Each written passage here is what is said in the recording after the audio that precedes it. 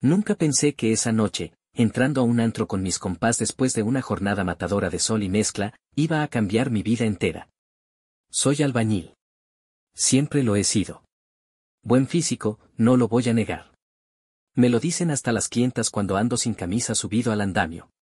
Y guapo, pues eso no me toca decirlo a mí, pero me va bien. Digamos que no tengo problemas para que me volteen a ver. Pero esa noche, fue ella la que se me acercó. No era guapa. Y lo digo con todo respeto. Su cara no era lo que se dice llamativa, ni tenía porte, ni curvas. Se veía como una chava más de esas que van a la disco por salir de la rutina. Pero me miró como si me conociera de toda la vida. Y me habló directo, sin rodeos. ¿Puedo bailar contigo? Yo, en plan relajado, le dije que sí. ¿Quién soy yo para despreciar un poco de ritmo? Bailamos 2, 3 canciones. Y luego me invitó una cerveza. Ahí empezó todo. Nos vimos 2 veces más esa misma semana. Luego todos los días. No sé en qué momento empezó a meterse en mi rutina.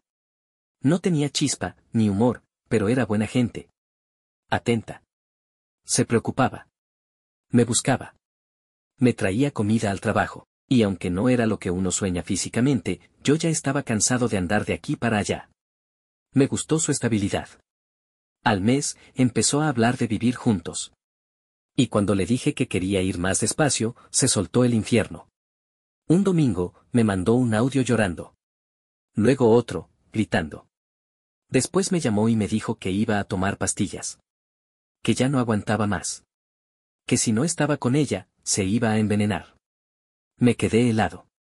No sabíamos casi nada uno del otro, y ya estaba amenazando con matarse. No sabía qué hacer. Le marqué, no contestó. Le volví a llamar, lloraba. Le dije, voy para allá. Pero no vivía sola. Me acordé que alguna vez me dijo que vivía con su mamá, que su papá estaba en el norte. Entonces decidí ir directamente a su casa. La colonia estaba retirada. Casas humildes pero bien pintadas. Toqué la puerta con el corazón acelerado. Me abrió una señora, y ahí fue la primera vez que vi a su madre. No supe qué decirle. Era, otra cosa. Nada que ver con su hija. Alta, piel morena canela, cabello recogido, ojos negros vivos. Y ese cuerpo, a pesar de los años, se notaba que era una mujer hecha y derecha. Me quedé pasmado. ¿Tú eres, el novio de Mónica? Preguntó con una voz grave pero dulce. Sí, discúlpeme que llegue así. Es que, su hija me dijo que iba a tomar pastillas. Estoy muy preocupado. En ese momento, todo cambió. La señora, Leticia, me hizo pasar. Fue al cuarto de su hija y le gritó como pocas veces he escuchado a alguien gritar. Mónica salió despeinada, con los ojos llorosos, pero sin pastillas ni nada. Leticia le dio una cachetada. ¿Qué estás diciendo? ¿Cómo te atreves a chantajear a alguien así? La discusión duró casi 1 hora. Yo no sabía ni dónde meterme. Al final, Mónica se calmó, me pidió perdón llorando, y me dijo que lo había hecho por desesperación. ¿Qué me quería? Que tenía miedo de perderme. Leticia me llevó a la cocina. Mira, muchacho. No sé qué le ves a mi hija. Pero si te quedas, más te vale tener los huevos bien puestos. Porque esto no va a ser fácil. Y ahí, me quedé. Pero ya no era por Mónica. Era por Leticia. Desde esa noche, me obsesioné con ella. Sus gestos, su voz, su temple. Esa mujer era otra liga. Y aunque intentaba evitarlo, cada vez que íbamos a su casa, la miraba más de lo permitido. Y lo peor, ella también me miraba. Después de aquel episodio con las pastillas, me quedé con Mónica por pura culpa. No lo voy a disfrazar de amor. Lo hice porque sentí que si me iba, algo malo le pasaría. Y no iba a cargar con eso en la conciencia. Pero conforme pasaban los días, lo que me ataba a ella, empezó a desatarme por dentro. Nos fuimos a vivir a un cuartito que rentamos cerca del taller donde yo andaba pegando bloc. Ella se consiguió un trabajo de medio tiempo, y cada semana íbamos a casa de su mamá, Leticia, para ver a la familia. Yo no pensaba en familia. Yo solo pensaba en verla a ella. Leticia. La primera vez que la vi con vestido de casa, ajustado, sin sostén, me tragué la lengua. Cocinaba sin prisa, movía las caderas como sin querer, pero sabiendo que alguien la miraba. Yo, obvio. Una vez, salí a tirar la basura al patio. Ella también salió, sin que Mónica lo notara. Nos topamos en el pasillo.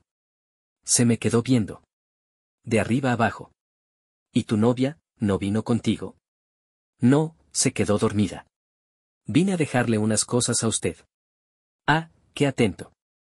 Y luego me tocó el brazo. El gesto fue corto. Pero no fue casual. Otra vez, me ofreció una cerveza mientras Mónica se bañaba. Se sentó frente a mí, cruzando las piernas lento, como sabiendo que yo no iba a mirar a otro lado. ¿Sabes qué me da coraje? Me dijo de la nada. ¿Qué cosa?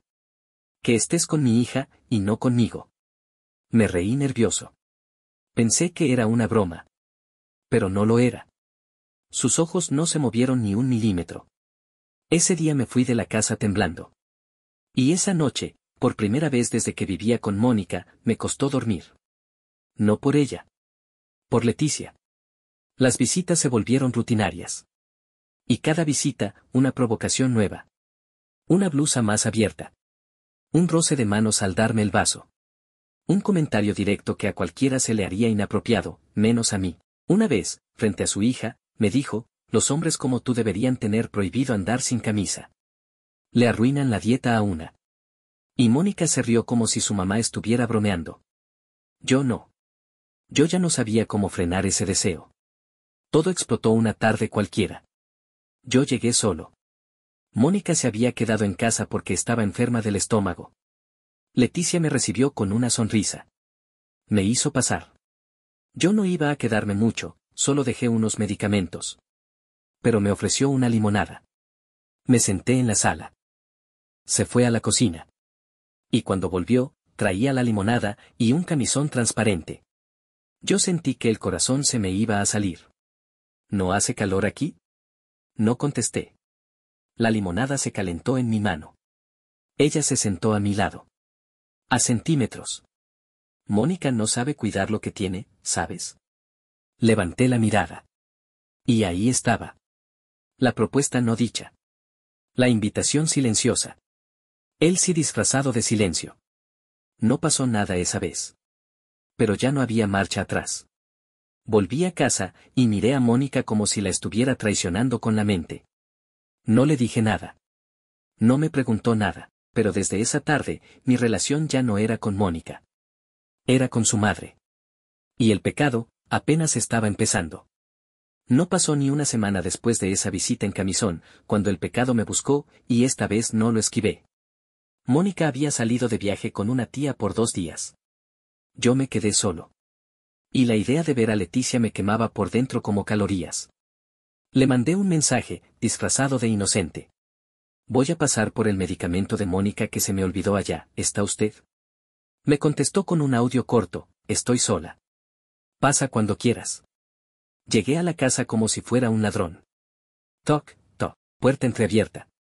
Ella me abrió, y no traía nada puesto más que una bata amarrada flojo. No cruzamos palabras. Nos vimos. Nos entendimos. Y nos comimos vivos. Ahí mismo. En el sofá. En la cocina. En su cuarto. Como si el mundo no existiera. Después, mientras fumaba un cigarro que ella me ofreció, se acostó sobre mi pecho y me dijo algo que me dejó helado, si lo volvemos a hacer, ya no hay vuelta atrás. Yo, idiota, respondí, ¿y tú quieres volverlo a hacer? Ella me besó el cuello. Más de lo que te imaginas. Y así empezó la doble vida más sucia, intensa y peligrosa que haya tenido. Mónica era mi pareja, pero apenas me tocaba. Leticia, era la llama. Quedábamos en vernos cuando Mónica trabajaba de tarde. Cuando yo decía que tenía una chamba cerca de su casa. Cuando la hija se dormía temprano y yo pasaba a saludar. Una vez casi nos descubre. Yo estaba en la cocina, saliendo del baño, sin camiseta. Leticia estaba también medio despeinada. Y justo en ese momento, Mónica llegó temprano. Leticia se movió como rayo. Se fue al patio, gritó que estaba lavando ropa. Yo me puse la camiseta y fingí que acababa de llegar. Mónica me miró raro. Yo, más raro a ella. ¿Todo bien? Me preguntó. Sí, todo tranquilo. La culpa se tragó mi garganta, pero no fue suficiente para detenerme. Pero fue una frase de Leticia la que cambió todo. Estábamos en su cuarto, después de una tarde de locura. Y de la nada, me dijo, ¿tú sabes si Mónica toma anticonceptivos? Me quedé pasmado. No, creo que no. Ella me miró, y después me soltó, porque yo tampoco. Me levanté de la cama como si me hubiera dado toques eléctricos. ¿Cómo que tú tampoco? Nunca te lo dije. Pero desde que empezamos, nunca me he cuidado. Mi cabeza dio vueltas. ¿Estás diciendo que podrías quedar embarazada? Leticia se encogió de hombros y dijo, no sería la primera vez que me meto con alguien que no debería. Ese día, salí de ahí más confundido que nunca. Tenía una mujer como pareja que no amaba. Una suegra que me enloquecía, pero que ahora podía estar embarazada. Y encima, una conciencia que ya no sabía ni cómo mirarse al espejo. Y yo, por estúpido, seguía cavando. Desde el momento en que Leticia me soltó que no se estaba cuidando, dejé de dormir tranquilo. Y no por culpa, sino por miedo, porque ahora, lo que antes era pecado en secreto, podía convertirse en consecuencia con nombre y apellido. Pero aún así, no paramos. Cada semana nos veíamos como si estuviéramos jugando a que no pasaba nada. Ella me escribía cuando Mónica salía a trabajar. Yo le inventaba excusas a mi novia. Y ahí estaba, otra vez, en su cama. No hablábamos del tema. Ninguno quería mirar de frente lo que se estaba gestando. Hasta que la primera bomba cayó. Una tarde, Mónica me abrazó por detrás mientras cocinaba y me dijo, creo que estoy embarazada. Me quedé congelado. ¿Y eso? Tengo 3 semanas de retraso. Y yo, sin saber si reír, llorar o salir corriendo. Porque sí, nos habíamos acostado algunas veces, pero muy pocas. Y varias de esas veces, por no decir todas, habían sido más por compromiso que por deseo. Pero ahí estaba, una prueba positiva.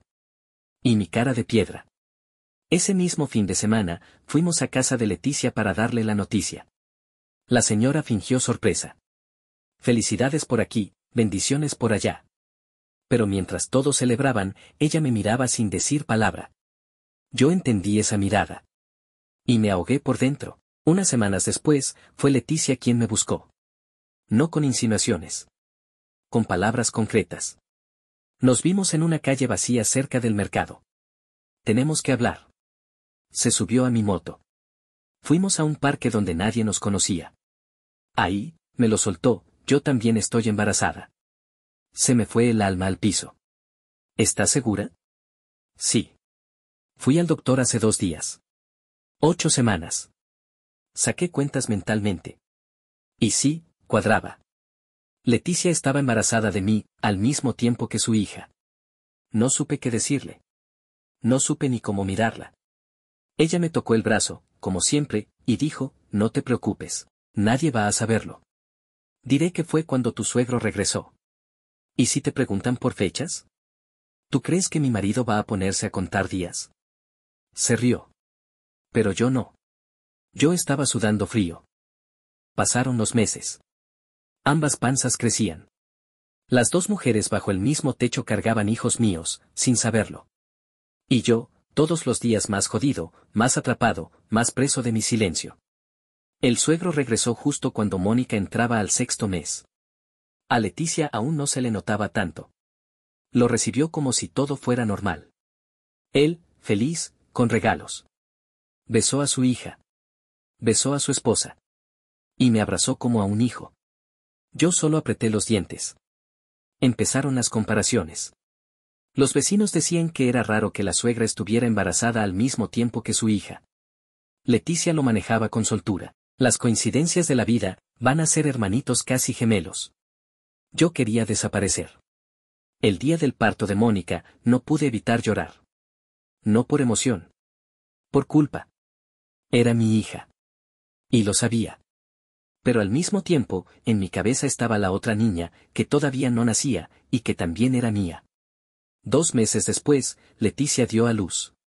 Una niña. Y el día que la cargué, mientras el suegro le tomaba fotos, sentí el mismo nudo en la garganta. Era igual. Igual a mi otra hija. Mis 2 hijas. Criándose como tía y sobrina. Y yo. Callado. Sabiendo. Y cada día más podrido por dentro. Las semanas pasaron. Yo trataba de actuar normal, pero entre más crecía la hija de Leticia, más se parecía a la mía. O sea, sí, eran primas. Pero no era solo eso. Era la sonrisa, la nariz, los cachetes, el tono de piel, incluso el mismo lunar cerca del cuello. Una vez las vi dormir una junto a la otra, y me dieron náuseas. Eran como espejos chiquitos. Leticia, como siempre, actuaba como si nada. Incluso se veía más radiante que nunca. Bromeaba con Mónica, decía que sus hijas iban a crecer juntas como hermanas. Y a mí me hervía la sangre. No por odio, por el pavor de que alguien más se diera cuenta. Y fue justo así como empezó a temblar todo. Por una tontería. Una vecina. La más chismosa de la cuadra. La señora Catá. Un día llegó de visita mientras Leticia tenía a su hija cargando en brazos, y Mónica se asomó con la suya también. Yo estaba ahí, en la sala. Y Catá, con esa lengua venenosa, dijo, «Ay, doña Leti, qué cosa más rara, las dos bebés parecen de la misma panza». Todos se rieron. Menos yo. Y menos Leticia. Mónica, inocente como era, dijo, «Ay, claro que no. La de mi mamá es más blanca». Y Catá remató, «Blanca, sí, pero la sonrisa, la tienen igualita al papá de la suya, a ti, mijito. ¿No ves que esas niñas son tu retrato?» Mi estómago se revolvió. Leticia se acomodó el cabello y cambió de tema rápido. Pero Catá ya había lanzado su veneno. Y yo sabía que esas cosas no se olvidan tan fácil. Esa noche, discutí con Leticia por mensaje. No podemos seguir así. Se nota demasiado. Ella, no exageres. La gente habla por hablar. Nos vamos a meter en un pedote. ¿Y si Mónica se entera? Ella, ¿y qué quieres hacer? Decir la verdad y destruir a mi hija, a mi esposo, a todos. No, pero. Ella, entonces cállate. Y actúa normal. Pero ya nada era normal. Empecé a tener pesadillas. Veía a las dos niñas llamándome papá. Escuchaba la voz de Leticia repitiéndome, «Esto no se puede borrar». Hasta empecé a evitar ir a su casa. Mónica me lo reclamó, «Ya ni siquiera quieres ver a mi mamá, ¿te hizo algo o qué?» «No, solo, ando ocupado». Antes hasta inventabas pretextos para ir. «Qué raro eres». La tensión escaló rápido. El suegro también notó algo. Una tarde que fui por herramientas que me había prestado, me detuvo y me dijo, «¿Tú estás bien con Mónica?» «Sí, ¿por qué lo pregunta?» «Porque se te nota inquieto, y porque mi vieja anda muy rara últimamente». «¿Rara cómo?» «No sé. Anda como nerviosa. A veces se encierra en el cuarto a llorar. Me dice que es por cansancio, pero yo no le creo nada». Me dieron ganas de confesarle todo ahí mismo. Pero me tragué la verdad. Y sonreí con hipocresía. Una semana después, otra bomba más, la niña de Leticia se enfermó. Tuvo fiebre, vómito, sarpullido. La llevaron al hospital. Diagnóstico, reacción alérgica. Pero lo curioso vino con la hoja de ingreso. Yo estaba ahí. Leticia me pidió que la acompañara porque su esposo estaba trabajando. En el formulario, cuando la enfermera pidió el nombre del padre de la menor. Leticia se congeló. La enfermera repitió, ¿el nombre del papá? Leticia me miró. Y no dijo nada. ¿No tiene padre registrado?, insistió la enfermera. Y Leticia, casi en susurro, dijo, ponga que no lo conoce. Yo me salí del hospital con los puños cerrados. Le escribí después, furioso, ¿cómo que no lo conoce? Ella contestó, ¿y qué querías que dijera, tu nombre, para que quede en papel lo que hicimos? Tenía razón. Pero igual, me dolió como si me hubieran escupido en la cara. Esa niña era mía, y en los papeles, era de nadie. Después del episodio en el hospital, dejé de contestarle los mensajes a Leticia. No porque no quisiera saber de ella, sino porque me dolía saber lo que éramos. Durante semanas no la vi. Mónica se notaba extrañada, pero también más tranquila. Y yo, más deshecho por dentro. Intenté enfocarme en mi hija. Mi hija oficial, la que dormía en la cuna junto a nuestra cama. Cada vez que la miraba, me decía, no puedes arruinarle la vida. No puedes decir nada. Pero luego recordaba a la otra niña, la que ni siquiera tenía mi apellido. La que se parecía más a mí que a nadie. Y me moría por dentro, hasta que una tarde, sin avisar, Leticia apareció en mi trabajo. Yo estaba echando mezcla en una obra cuando la vi bajarse de un taxi. Con gafas oscuras y cara de urgencia. Me acerqué nervioso. ¿Qué haces aquí? Necesito hablar contigo. Es importante. La llevé a una esquina más privada, detrás del camión de arena. Me miró con los ojos llorosos. Mi esposo sospecha algo. ¿Cómo que sospecha? No sé. Anoche me dijo que la niña no se parece en nada a él. Me preguntó si me había metido con alguien más. ¿Y qué le dijiste? Le grité. Le dije que estaba loco, pero Guillermo me miró como nunca antes. Ese Guillermo era su marido. Mi suegro. ¿Y qué vas a hacer? Le pregunté. No lo sé. Pero si llega a pedir una prueba, se va a enterar de todo. ¿Y si lo hace? Entonces, se va a armar una guerra. Yo traté de mantener la calma. Pero esa misma noche, el mundo se empezó a quebrar. Mónica me recibió seria, sentada en la sala. Tenía el celular en la mano. Mi papá me mandó esto. Era una foto. Una prueba casera de ADN. Con 2 nombres tachados, pero con un resultado claro, no compatible, 0.0% de coincidencia genética. Sentí que me iba a desmayar. ¿Qué es esto? Mi papá dice que se hizo una prueba con la niña, y que no es suya. ¿Y tú qué piensas? Que mi mamá le fue infiel. Se quedó callada. Y luego me dijo, ¿tú sabes algo? Yo tragué saliva.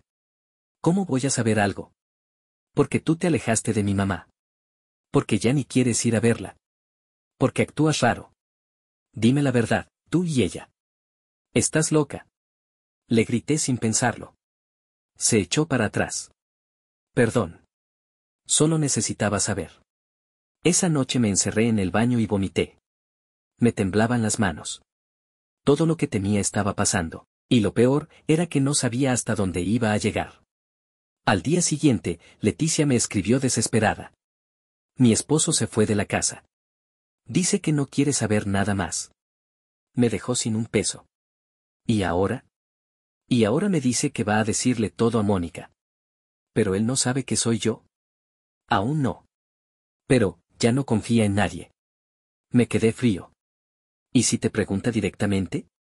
Leticia tardó en responder. Y cuando lo hizo, fue con una frase que me partió la vida: si él se entera que eres tú, juro que te matan, Guillermo. Nunca pensé que un hombre como mi suegro pudiera ser tan frío. Ni que tuviera tanta capacidad para destrozar vidas con solo una mirada. Esa tarde, cuando entró a la casa, la tensión era palpable. Su presencia llenaba el aire como un huracán silencioso. Mónica estaba en la sala, tratando de mantener la compostura, pero sus ojos delataban miedo. Yo estaba ahí, en medio, con el corazón en la garganta. Él no dijo nada al principio. Se sentó, miró a su hija, y luego me observó con esa mezcla de desconfianza y desprecio. Guillermo, comenzó con voz firme, tenemos que hablar. Sabía que no era un diálogo amable. Lo que siguió fue una conversación tan dura como un golpe en el estómago. Me acusó de haber engañado a su hija. De haber jugado con ella y con toda la familia. Dijo que la prueba de ADN era clara, y que él no iba a permitir que esa mentira destruyera lo que había construido. Mónica lloraba en silencio. Y yo solo podía bajar la mirada. Entonces, con una voz baja pero cargada de amenaza, me advirtió, si no te alejas, te arrepentirás. Yo quise explicarle, contarle toda la verdad. Pero sabía que no servía de nada. El miedo me paralizó. Esa noche, la casa se llenó de silencios pesados. Mónica evitaba mirarme. Leticia no contestaba mis mensajes. Y mi suegro se hacía más presente, visitando a diario, husmeando, vigilando. No podía ni acercarme a mi hija sin sentir que me estaban observando. Sentí que estaba perdiendo todo. En medio de ese caos, cometí un error que casi me cuesta la vida. Un día, al salir de la obra, me crucé con uno de los hermanos de Leticia. El tipo me vio y me lanzó una amenaza velada: cuida lo que haces, García. Porque hay cosas que no se perdonan. Intenté mantener la calma, pero mi corazón latía a 1000 por hora. Sabía que ahora estaba en una guerra real, con enemigos que no dudaban en usar la violencia. Poco después, una llamada inesperada me dejó helado. Era Mónica. Tenemos que hablar. En persona. Me pidió encontrarnos en un parque cerca de la casa. Cuando llegué, ella estaba llorando. Me confesó que había hablado con su madre y que la verdad estaba a punto de salir. No sé qué hacer, Guillermo.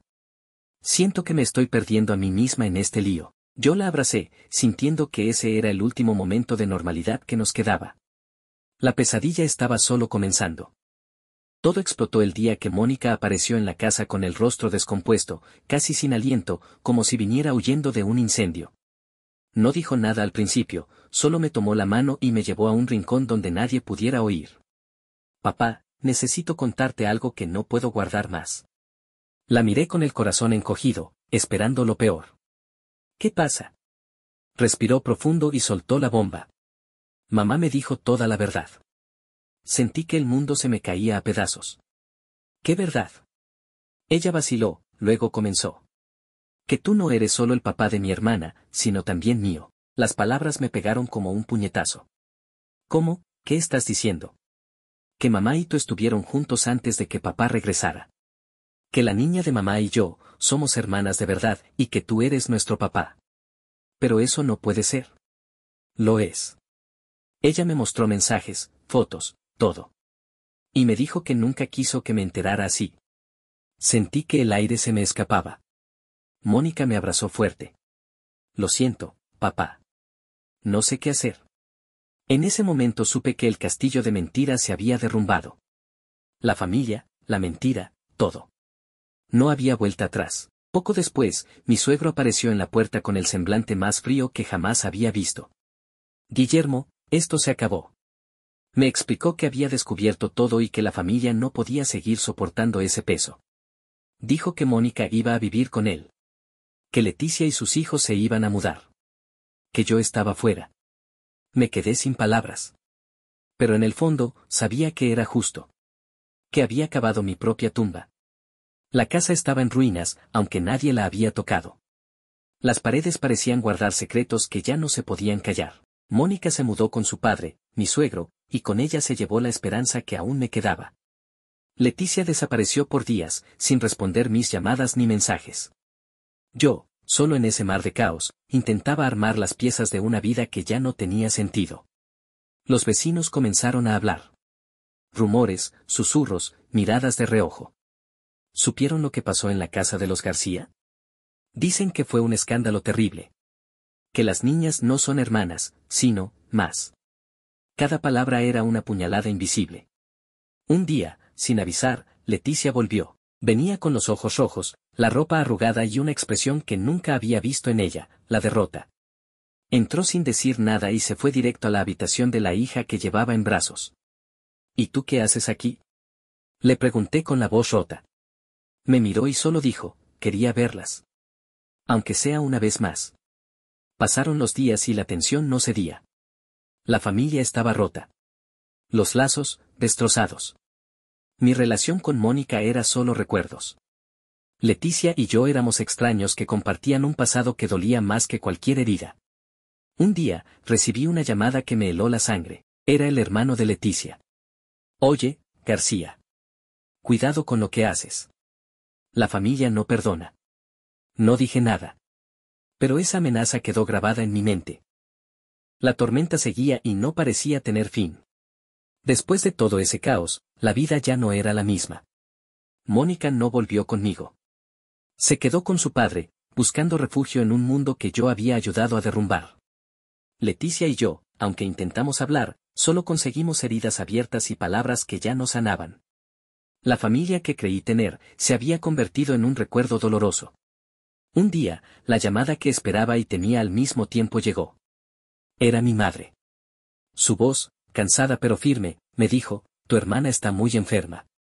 Quiere verte.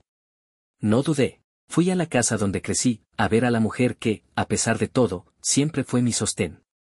Ella me abrazó fuerte, y entre lágrimas, me pidió que no perdiera la esperanza. La familia no siempre es perfecta, hijo. Pero el amor verdadero puede sanar hasta las heridas más profundas. Con esa fuerza, decidí reconstruir lo que podía.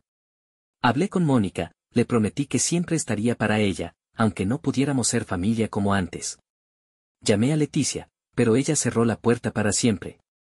5 años después, la familia estaba partida, pero yo había encontrado paz. Había aprendido que no siempre las cosas salen bien. Que a veces el amor se mezcla con el dolor y la traición. Pero que, a pesar de todo, uno sigue adelante. Porque la vida es así. Una mezcla de golpes y abrazos. Y aunque el camino sea difícil, el verdadero reto es nunca dejar de caminar.